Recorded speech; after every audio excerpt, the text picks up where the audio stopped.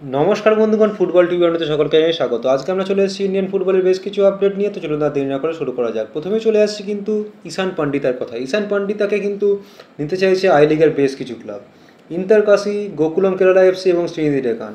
তিনটে ক্লাবই কিন্তু ঈশান পান্ডিতার জন্য ঝাঁপিয়েছে। আইএসএল থেকে কোনো ক্লাব তার জন্য কোনো ইন্টারেস্ট দেখাচ্ছে না এবং এই তিনটে ক্লাবই কিন্তু ঈশান পান্ডিতাকে গেম টাইম দেবে বলেছে।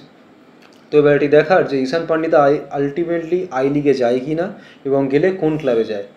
এরপর চলে আসছে কিন্তু রোহিত কুমারের কথা। রোহিত কুমারকে কিন্তু ওড়িশা এফসি সাইন করিয়ে ফেলেছে। এর আপডেটটা আগেই বেরিয়ে এসেছিলো, আজকে কিন্তু অফিসিয়াল অ্যানাউন্সমেন্টটা চলে এলো।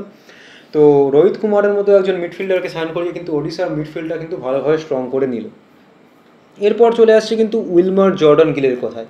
আজকে একদম সারপ্রাইজিং সাইনিংয়ের আপডেট, একদম অফিসিয়াল, কোনো রিউমার এর আগে শুনতে পাইনি, সেই রকম আপডেট কিন্তু চেন্নাই এফসি তরফ থেকে চলে এসেছে যে উইলমার জর্ডান গিলকে তারা 1+1 ইয়ার ডিলে কিন্তু সাইন করিয়েছে।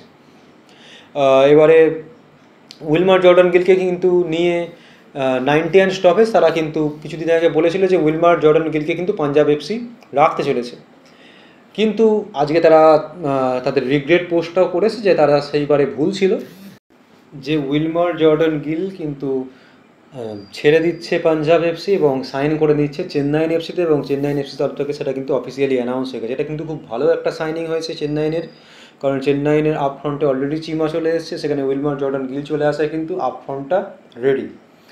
আর চেন্নাইনের লাস্ট ফরেনার নিয়ে মার্কাস আজকে আপডেট দিয়েছে যে লাস্ট ফরেনার কিন্তু আসতে চলেছে সাউথ আমেরিকা থেকে। তবে এটাই দেখার সেই ফরেনারটা কে হয়। এরপর চলে আসছে কিন্তু ইস্ট বেঙ্গলের কথা। ইস্ট বেঙ্গলে কিন্তু প্রথমে চলে আসবো সাউল ক্রেসপোর কথা। সাউল ক্রেসপোর ডিলটা যে এক্সটেন্ড করা হচ্ছে সেই আপডেট আগেই বেরিয়ে এসেছিলো, আজকে কিন্তু অফিসিয়াল অ্যানাউন্সমেন্ট হয়ে গেছে খুব সুন্দর ছবির মাধ্যমে। তো ছবিগুলো দেখতেই পাচ্ছেন স্ক্রিনে আপনারা। তো এই ডিলটা কিন্তু এইভাবে অ্যানাউন্স হয়েছে, খুব ভালো লাগলো দেখে যে সাউল ক্রেসপো 2 বছর থাকতে চলেছে ইস্ট বেঙ্গলে। এবং লাস্ট ইস্ট বেঙ্গলের আপুইয়ার আপডেটে চলে আসবো। আপুইয়া ট্রান্সফার সাগা কিন্তু ইস্ট বেঙ্গলের চলতেই থাকছে। আপুইয়ার মতো রবিনো ট্রান্সফার সাগাটাও চলতে থাকছে, এটাকে ডায়মন্ড টাকসকে নিয়ে চলছিল। আপুইয়াকে অনেক জায়গা থেকে বলে দেওয়া হচ্ছে যে আপুইয়া ইস্ট বেঙ্গলে সাইন করে ফেলেছে, বা কিছু জায়গা থেকে বলা হচ্ছে যে ইস্ট বেঙ্গল অ্যাডভান্স নেগোসিয়েশনে চলে গেছে, কিন্তু না, কিছুই না। আপুইয়াকে এখনও অবধি কোনো ফর্মাল অফার ইস্টবেঙ্গল পাঠায়নি। ইস্টবেঙ্গল এখনও কোনো ফর্মাল অফার আপুইয়াকে পাঠায়নি, কাজেই তাকে নিয়ে আর কোনো স্পেকুলেশনের কোনো জায়গা নেই। ইস্টবেঙ্গল ইন্টারেস্ট প্রকাশ করেছে, সেই ইন্টারেস্টটা এখনও রয়েছে, কিন্তু ফর্মাল কোনো অফার গিয়ে আপুইয়ার কাছে পৌঁছয়নি। অতএব সেইটাকে নিয়ে আর জলঘোলা করে লাভ নেই। আর লাস্ট কিন্তু মোহনবাগানের কোচের আপডেটে চলে আসছি। পার্সোনালি আমি খুব খুশি, এই কোচটাকে নিয়ে খুশি, বাংলার ক্লাবে এই কোচটা আসছে বলে খুশি। জোসে ফ্রান্সিসকো মোলিনা আইএসএলে একটা সিজন, মাত্র একটা সিজন অ্যাথলেটিকো দি কলকাতাকে কোচিং করিয়েছিল। সেই সময় অ্যাথলেটিকো দি কলকাতা তার সেরা ফর্মে ছিল, সবাই জানে, এবং সেই একটা সিজনেই কিন্তু সে কাপ জিতেছিল 2016 সালে।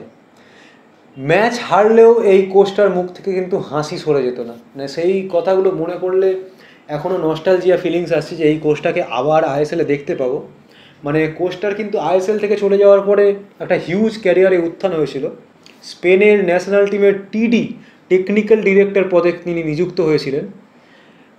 সেই কোচকে মোহনবাগান নিয়ে আসছে একটা খুব বড় ব্যাপার। তার সিনিয়র ক্যারিয়ার নিয়ে একটু বলে দিচ্ছি।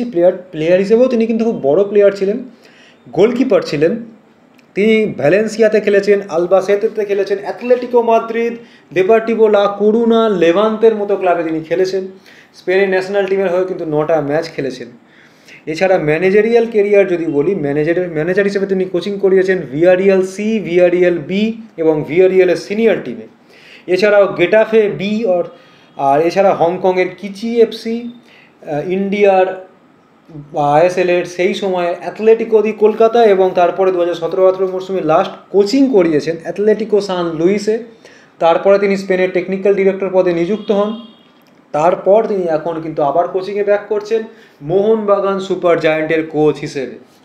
তো এবার এটাই দেখার যে হাওয়াসের জায়গায় এই নতুন কোচ কতটা ভালো মোহনবাগানকে খেলাতে পারে, সেটার জন্য কিন্তু অবশ্যই অপেক্ষা করে থাকবো।